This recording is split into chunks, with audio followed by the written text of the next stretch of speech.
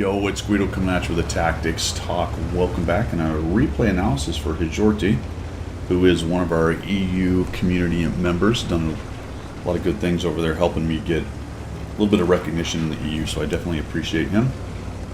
He's in his Su-100M1 semi-note, said he's primarily a light tank player.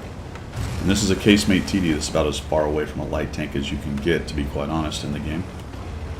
And we're on whatever this is called, Siegfried line. He's going to come up here to this initial spot, which is not a bad spot. This tank is interesting, the 100M1. It's a tier 7 Russian Casemate, but it is a fast assault TD, if you can believe it. It's got really good armor, it's got good speed, but it's Casemate, so that's going to limit its capability in some cases. And he pretty immediately gets a shot, and then the M44. Once the M44 proves that he's looking in that spot, there's no reason to stay there anymore. I agree with this. He just gets out of there. The M44 is looking for some tanks there, and that's a pretty standard place for Artie to hit. So he goes somewhere else. I thought this was a dangerous move right here, just based on how many tanks were still in the game, and there could have been somebody on that corner, but we get across. And as a light tank player, he asked for a little bit of advice on what he could have done. He ends up having a good game, and it ends up being a loss. So we're going to take a look at that and see if there's any places we could help out just a little bit. Now the AT-15A decides to go into town, but we don't decide to back him up, and then we decide to back him up. It's kind of hard. It's a Casemate TD. Taking Casemates into multi-azimuth fights and going around corners are two things that are very difficult for Casemates to do. AT-15A has an advantage because it fires quickly and has quite a large field of regard with its guns. So that helps out with those kind of situations. But getting pinned down in Casemate is a problem. Now let's just take a quick look at what's going on. They've got several guys in this courtyard right here. That's going to be problematic for Hijorte because they can come up on this ramp and shoot down on him. There's a whole stack of guys over here in the northwest part of town, and that means they can come around that corner. So the red team has invested a little bit more heavily into the town. We've got quite a few campers back here chilling out. Not much going on in the village, or out in the field, I mean. So we need to watch out for in this position right here as people coming around this corner and shooting you. And with a Casemate, that's extremely tricky because it doesn't have a turret to spin around and support in different directions. So I thought you might go around here and come after these guys as the 15A pushes in, but we sort of sit here for a second, think about it, and then we turn around. And unfortunately, once you leave him, he's really overextended, and that's just inviting guys to come around. It's hard to see, but right here and that opening, and of course coming around the corner right here. Now you have an ILS that is kind of keeping them busy. Sorry, an IS that's trying to keep them a little bit busy right there. But we really get enamored of what's going on right here in the courtyard. We're kind of checking six. I like that. Good camera work to keep track of what's going on. That's the hallmark of a light tank player, trying to gather as much SA as possible. The 100 White walks into it, takes two in the face, and dies. And now we have two ISs in this corner, and we're going to spend a long time right here, Hijorte, messing around with guys in this kind of difficult place for you to take them on. You do a decent job. We come around, we're looking maybe for a shot on the IS, then we see the 30-45. He's going to back right into your shot. Nice job, we take him out. Okay, fantastic. Team is starting to lose. So let's just take a look at what we've got going on. The AT-15 died because guys came around the corner. See the T-150 and the IS? They came around the corner and took him out. I think maybe if you'd have supported him a little bit more, you might have been able to work on those guys. And him dying, it was a very foolish move on his part. And I'm not saying roll out here and die, but I think if you stayed over here, you might have been able to help him out a little bit. He dies alone, and now we do a pretty good job fighting these guys. But this is where the kind of damage farming and more or less abandoning winning sort of comes into play, because the rest of your tanks, the IS, the Leo, and the KV2 are over there, and we got a 150 we probably could have repositioned and taken out. Maybe support them against this IS. These guys aren't really doing much of anything. You do have to watch for them coming around. See the zoom out. For them coming around this way and getting behind you as you're shooting that way, but you do have a Tiger 1 behind you right now and a Nashorn. But we're really just going to kind of get very detailed in how we're going to take these guys on. So we can shoot him, that's cool. The other IS is working the other way, he's around the corner. So we're just kind of looking for a shot on this guy. think that dude is not using the large gun. He pokes around and eats one right in the turret. This thing has really good penetration, as I recall. So we can get it called up here. Yeah, 212 is really nice for standard pen, especially for a tier 7. Dump him. I don't know what the Jackson was thinking. He just tries to go right by. A relatively quick reload on this tank. I mean, it just really can drop the pain if you can get the shots. I don't know what this Achilles was thinking. Bouncing a little bit. Missed one right there. We really have 3 or 4 of them bottled up. This was an opportunity for your team to do something. Tiger's kind of sitting right there. He's trying to shoot into that little spot there. This is pretty typical of people who don't have a good idea of what they're doing. He's staring in here wondering if he's going to get some of your scraps. He's not thinking about what do I need to do as a Tiger based on where all the tanks are. All he had to do was come around.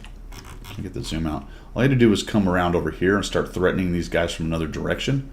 And you guys would have had just a heyday. I mean, the Tiger 1's DPM.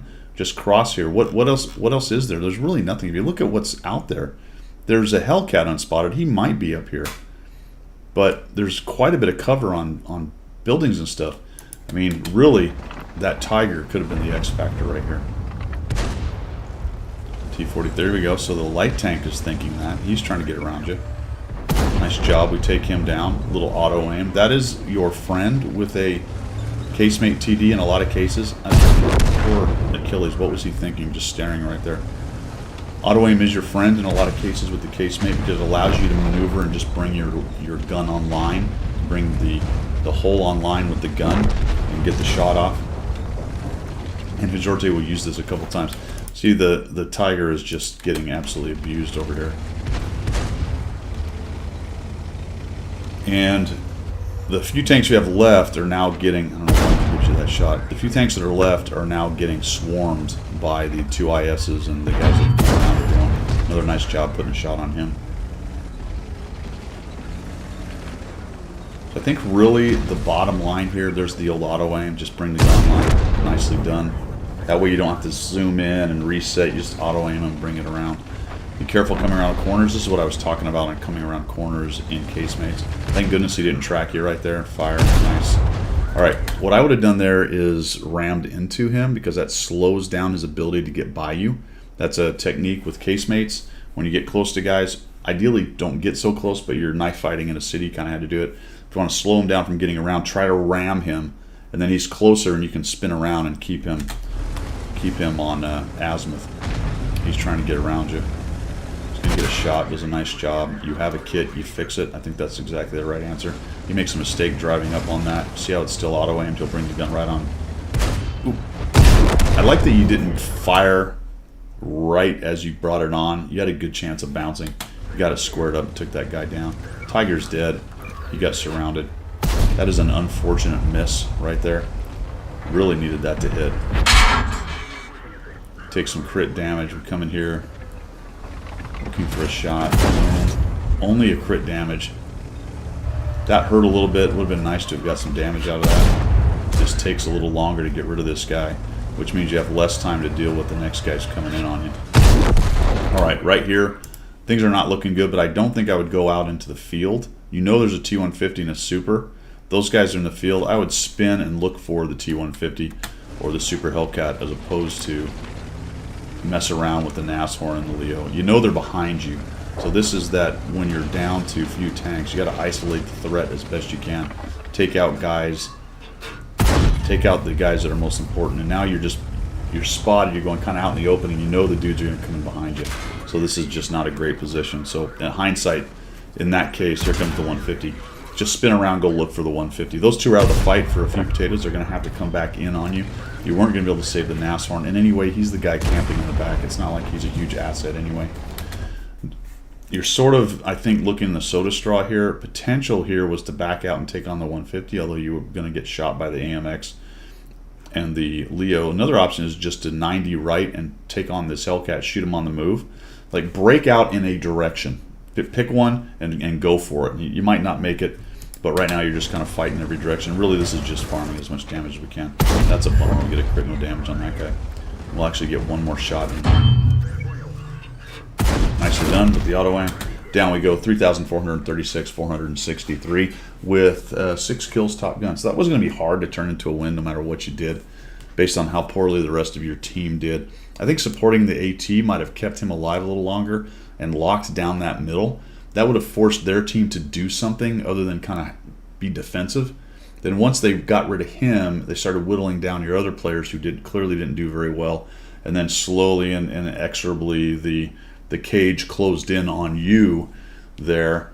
So I might have spent a little less time trying to mess with guys who were willing to just sit in that little courtyard and maybe try to work on the guys who are actually actively fighting your tanks right there. The other side of that coin is, yes, you were keeping 3 or 4 tanks busy.